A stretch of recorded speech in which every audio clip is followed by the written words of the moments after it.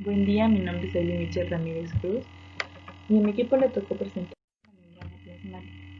Antes de empezar, recordemos que la célula es la estructura fundamental de los seres vivos y esta se divide en tres partes esenciales, que es el citoplasma, núcleo y la membrana plasmática, que es de lo que vamos a hablar. El modelo de mosaico fluido plantea que las membranas celulares o biomembranas son estructuras dinámicas que presentan fluidez de sus distintos componentes moleculares, los cuales pueden desplazarse lateralmente, es decir, que estos componentes se encuentran en movimiento y no estáticos como se creía anteriormente. La membrana plasmática, también llamada membrana celular, se encuentra en todas las células y separa el interior de la célula del ambiente exterior. La membrana plasmática se compone de una bicapa lípida, que es semipermeable. La membrana plasmática regula el transporte de materiales que entran y salen de la célula. La membrana plasmática define y limita la célula y mantiene diferencias entre el contenido citosólico y el exterior celular. Protección de la célula frente a posibles agresiones externas, mantenimiento de la presión osmótica, control del intercambio de moléculas entre el interior y exterior celular mediante su permeabilidad selectiva, reconocimiento y transducción de señales externas, establecimiento de interacción intercelulares o componentes de la matriz extracelular. El transporte es importante para la célula porque le permite expulsar de su interior los desechos del metabolismo, también el movimiento de sustancias que sintetiza como hormonas. Además, es la forma en la que adquiere nutrientes mediante procesos de incorporación a la célula de nutrientes disueltos en el agua. La membrana plasmática se conforma por glicoproteína, glicolipideo, colesterol, fosfolípido, proteína integral, proteína periférica, proteína transportadora, proteína alfa-hélice, proteína globular y glicoproteína. Bueno, mi nombre es Ivonne García y ahora que ya conocemos qué es la membrana plasmática, sus generalidades y sus partes, yo les hablaré más a fondo sobre los fosfolípidos, el colesterol, la proteína alfa-hélice y los carbohidratos, que son algunos de los componentes que dan estructura a esta membrana. Iniciando con los fosfolípidos, estos son los principales componentes estructurales de la membrana plasmática. Alrededor de los lípidos de la membrana se encuentran los fosfolípidos. Los más importantes de ellos son la fosfatidilcolina, la fosfatidiletanolamina, la fosfatidilserina y la esfingomielina. Estos fosfolípidos son de tipo anfipáticas. Esto quiere decir que tiene un extremo hidrofílico, que es la cabeza. Estas están expuestas al agua y también tienen un extremo hidrofóbico, que sería la cola, y estas no están expuestas al agua, es decir, que repele el agua. Estos fosfolípidos están constituidos por dos cadenas largas de ácidos grasos, con uno o más enlaces dobles de tipos no saturados, y esto permite que su bicapa sea fluida, por lo que están en un constante movimiento.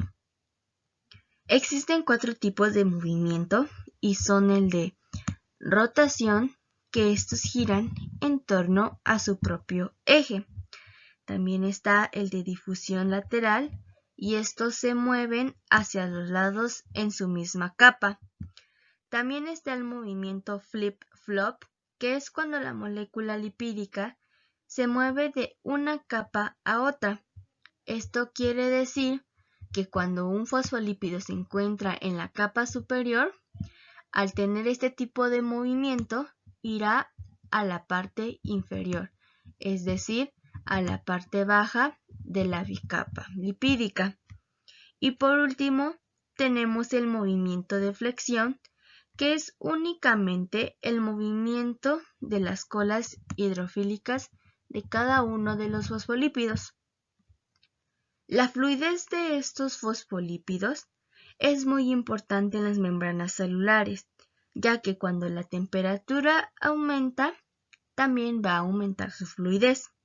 Por tanto, el colesterol endurece las membranas y esto es de lo que hablaré a continuación. El colesterol está formado por 4 anillos de carbono y una cadena carbonada. Estos se interponen en las colas hidrófobas de los fosfolípidos, es decir, que se interponen en esta parte que ven en esta imagen. Esto ayuda a que la bicapa lipídica sea menos permeable y menos fluida cuando la membrana se expone a cambios de temperatura, principalmente al aumento de este. Debido a su estructura cíclica esteroide, este se interpone entre las colas de los fosfolípidos, que también disminuye la capacidad de movimiento, provocando un endurecimiento de la membrana plasmática. Ahora hablemos sobre una de las proteínas que constituyen a la membrana plasmática, la proteína alfa hélice. Esta es la cadena principal o el esqueleto de un polipéptido que se pliega en el espacio de forma helicoide dextrogiro. Como se puede ver en la imagen, adopta una conformación denominada hélice. Esta proteína sirve para formar un canal por el que podrán pasar diversas sustancias. En las hélices tiene residuos hidrofóbicos que repele el agua y se encuentran hacia afuera del canal, que permite interaccionar con la bicapa, mientras que los residuos dan hacia adentro del canal son hidrofílicos. Recordemos que hidrofílicos significa que atrae al agua.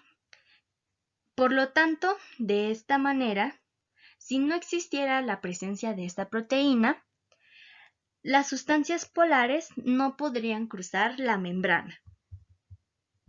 Retomando a la maqueta, como último les hablaré sobre los carbohidratos que integran a la membrana plasmática. Se encuentran ubicadas en la superficie externa de las células y estas ayudan a darle una simetría a la membrana, es decir, que tenga esta forma que podemos ver en la imagen. Por lo general, estos carbohidratos son oligosacáridos y no se encuentran de manera libre en la membrana, sino que se unen a lípidos para formar glucolípidos, que son estos que vemos aquí, y también se unen a las proteínas para formar glucoproteínas, que son estas que estoy encerrando justo ahora. Está cubierta de glúcidos y constituye la cubierta celular, también llamada glucocáliz, asociando funciones como de inmunidad que ayuda al proceso de la coagulación sanguínea. También protege la superficie de las células de las posibles lesiones, presenta una viscosidad en la superficie celular que permite el deslizamiento de las células, como los leucocitos, por mencionar un ejemplo. También intervienen en los fenómenos de reconocimiento celular y, por último, participa en los procesos de adhesión entre los óvulos y los espermatozoides. Mi nombre es Karime San Pedro y yo les voy a hablar sobre las proteínas integrales y periféricas. Bueno, para empezar, es que las proteínas son el 50% de la masa de la membrana citoplasmática. En cantidad son escasas. Entonces, esto quiere decir que no hay muchas proteínas dentro de la membrana citoplasmática. Pero su masa es mucho más grande que la de los fosfolípidos. Recordemos que los fosfolípidos en cantidad son muchos y es el componente principal de la membrana citoplasmática, pero su masa no es tan grande como la de una proteína. Entonces, las proteínas determinan la función de la membrana biológica. Poseen la propiedad de desplazarse lateralmente a través de ella, pero no de intervenir su posición. Las proteínas se dividen en dos, las integrales y las periféricas. Las integrales se llaman de esta forma por tener una porción hidrofóbica que les permite anclarse en el interior de la bicapa de fosfolípidos. Esto quiere decir que atraviesan la bicapa lipídica que forman los fosfolípidos. Algunas de ellas atraviesan la membrana de un lado a otro y otras permanecen en un solo lugar. Por otro lado, las proteínas periféricas, estas solo se encuentran en el interior, así como también en el exterior de la membrana. Solo se encuentran en extremos y estas tienen un movimiento libre en la bicapa lipídica, entonces se pueden mover a distintos lugares. Estas se dividen a su vez en bomba, canal y receptoras. Las de tipo bomba son de transporte activo. Estas necesitan energía y transportan iones a través de la membrana. Las de tipo canales son de difusión pasiva, de iones y moléculas pequeñas. Forman en su interior un canal acuoso que permite el paso de iones. Estos canales se abren según un tipo de señal específico. Dependiendo del tipo de señal encontramos dos tipos, los cuales son canales iónicos dependientes del ligando y canales iónicos dependientes del voltaje.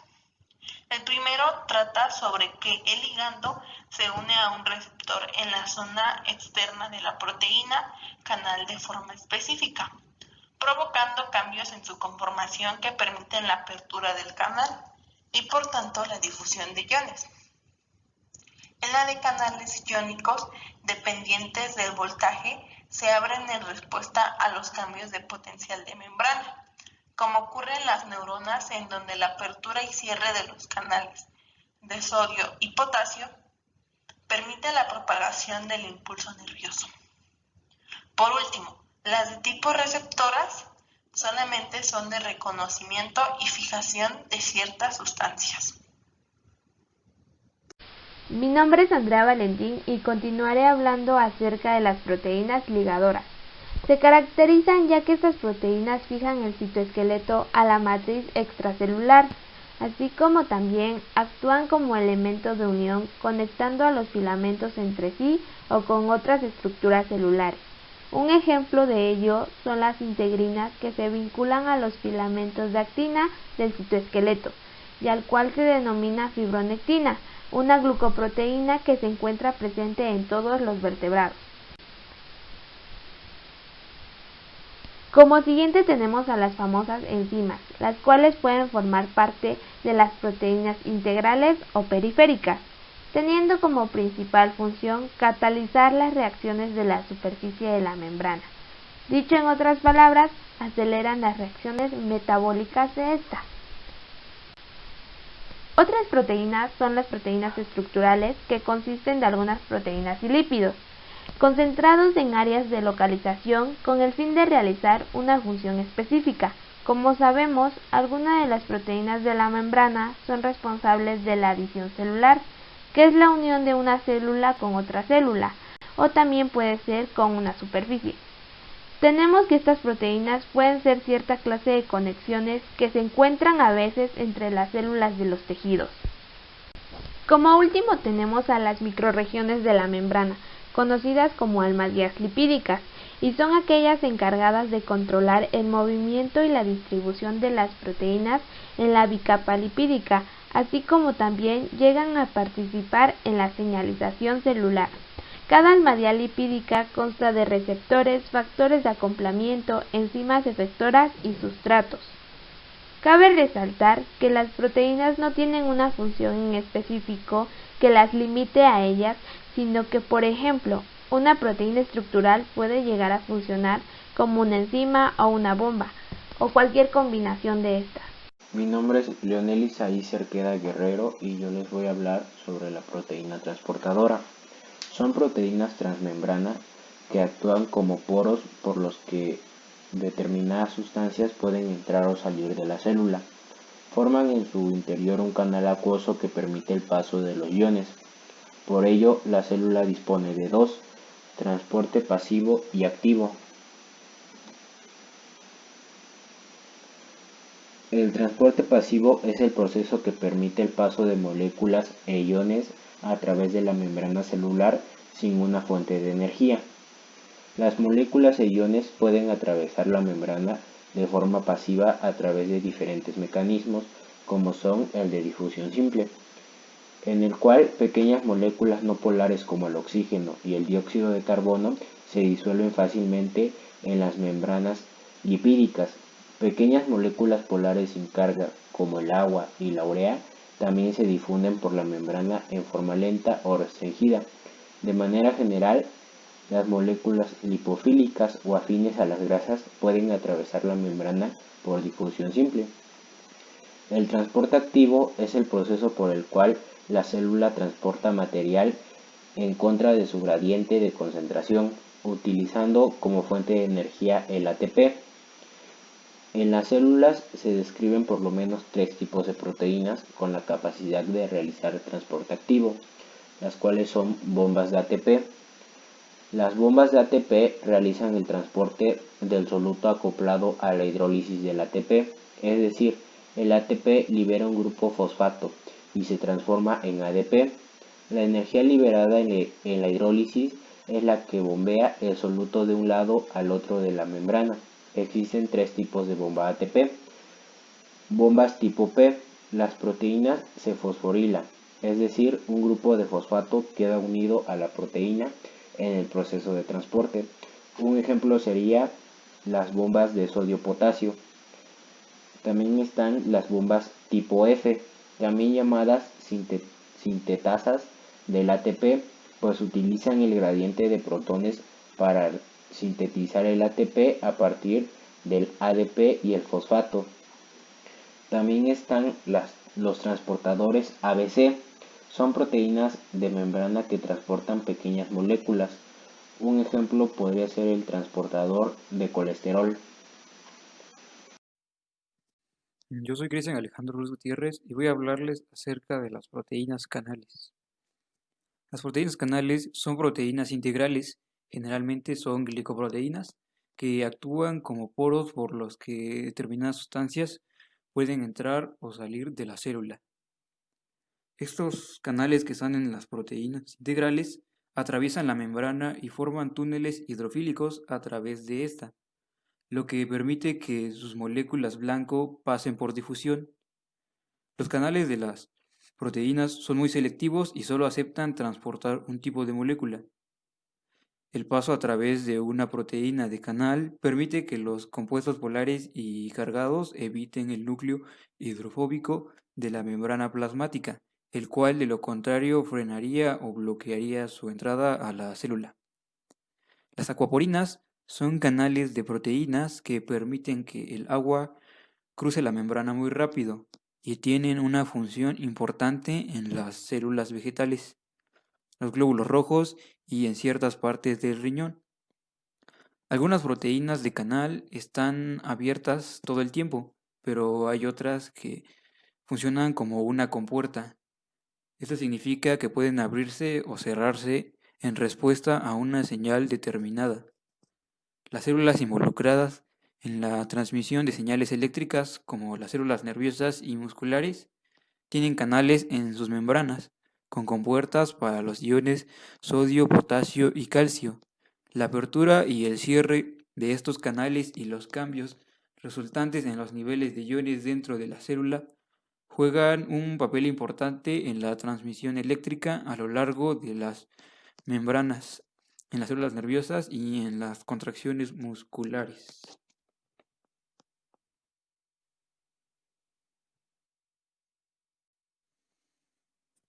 Por otra parte, en el transporte activo se distinguen dos tipos de transporte: el transporte activo primario y el transporte activo secundario, o también conocido como transporte y cotransporte. En el transporte activo primario se caracteriza el uso de una fuente de energía como el adenosintrifosfato, o mejor conocido como ATP, para mover estas moléculas a través de una membrana contra su gradiente. Y por otro lado, en el transporte activo secundario se utiliza un gradiente electroquímico generado por el transporte activo como fuente de energía para mover moléculas en contra del gradiente. Por lo tanto, no necesita directamente una fuente de energía química como el ATP.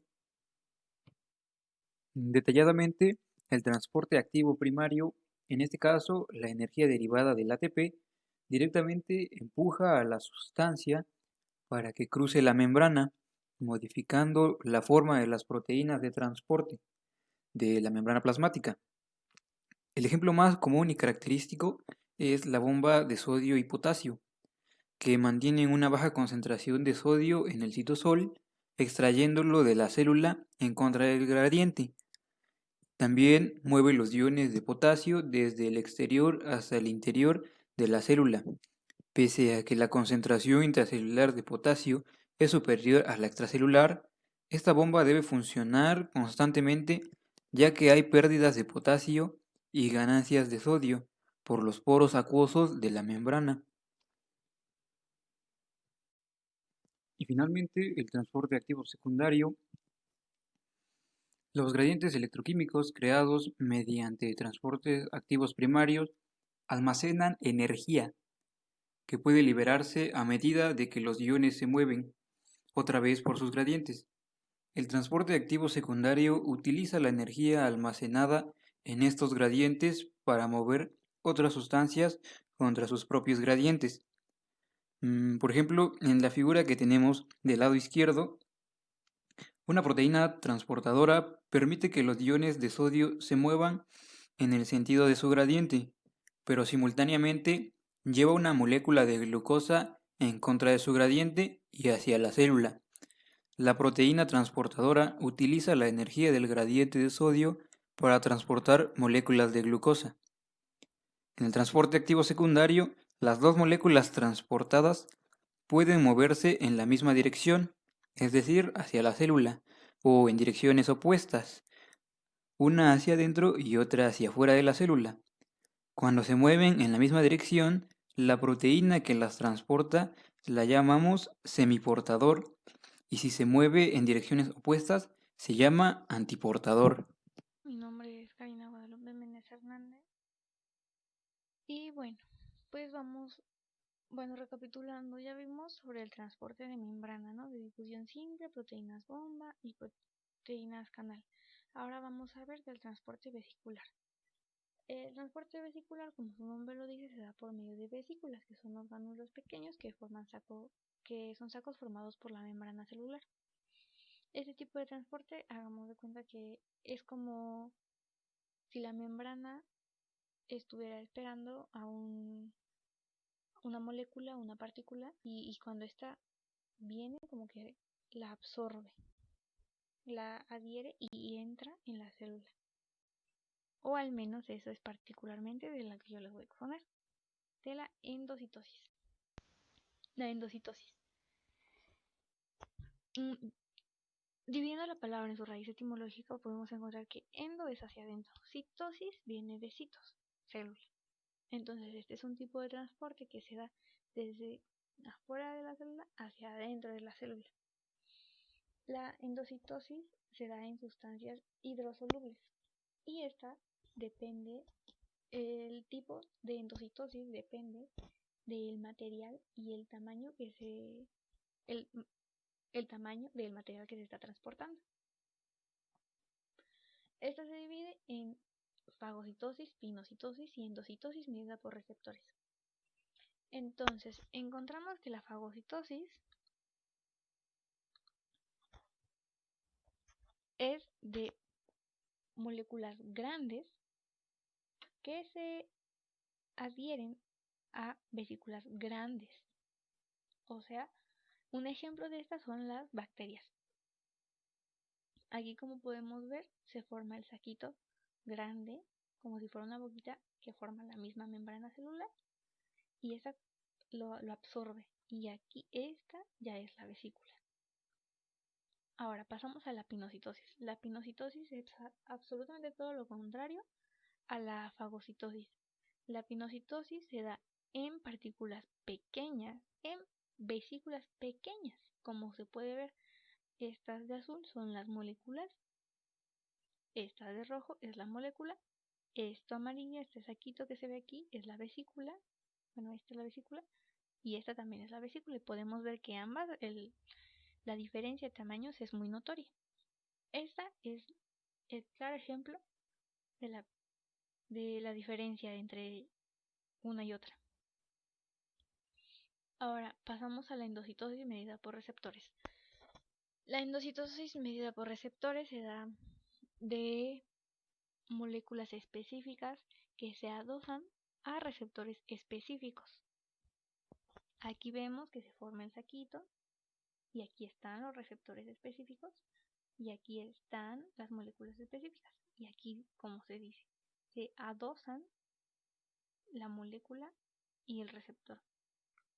Y así se van, aquí este es un receptor, ¿no? Y esta se va a unir a este receptor y esta se va a unir a este receptor y esta y esta y hasta que ya se va a formar, se va a completar y entonces ya la vesícula se va a terminar de formar, se va a cerrar y la va a absorber hacia dentro de la membrana y va a quedar así. Un ejemplo de la endocitosis medida por receptores son el colesterol en células animales. Ahora, recapitulando ligeramente, la fagocitosis es de moléculas grandes en vesículas grandes, la pinocitosis en moléculas pequeñas en vesículas pequeñas y la endocitosis medida por receptores es por moléculas específicas por receptores específicos. Y básicamente eso sería todo.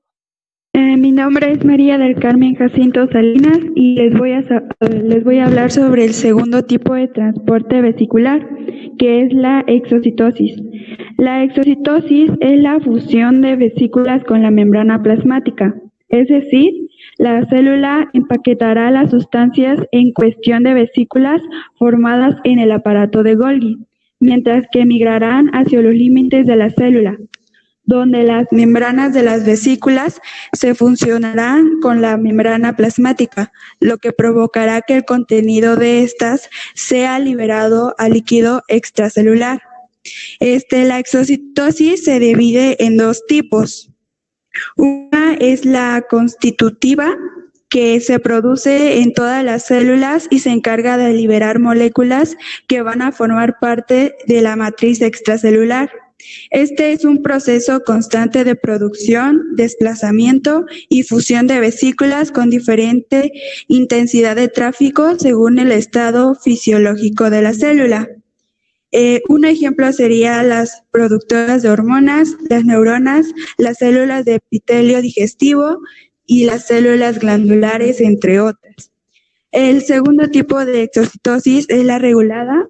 Esta se produce sola en aquellas células especializadas en la secreción. En este tipo de exocitosis se liberan moléculas que realizan funciones para el organismo, como sería la digestión.